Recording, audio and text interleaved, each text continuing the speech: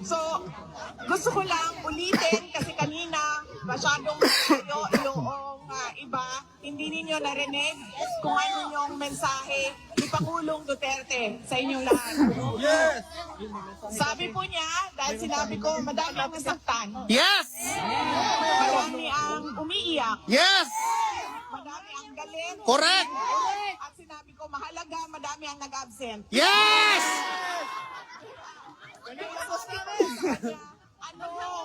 Ano ang gusto mo ipaabot sa kanila?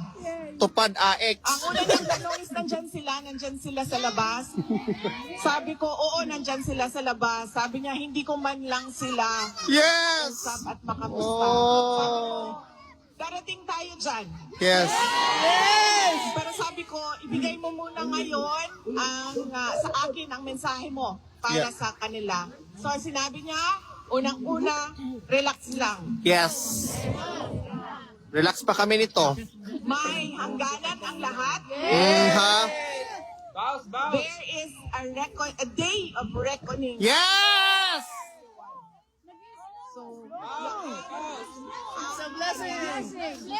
Kahit ang panahon, umiiyak. para sa inyong lahat.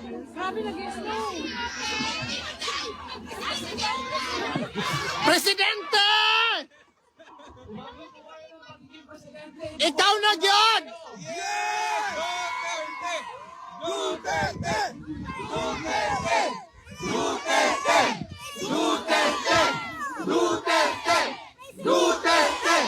Duterte! Unsa ka gwapa. Ang ibang partida!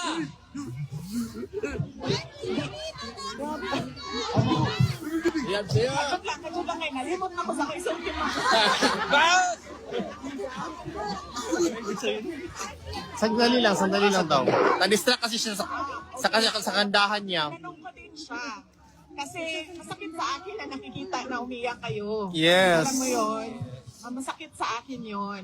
Kasi, alam niyo yun, parang hindi naman kasi dapat ginagawa sa inyo yan. Alam mo yun?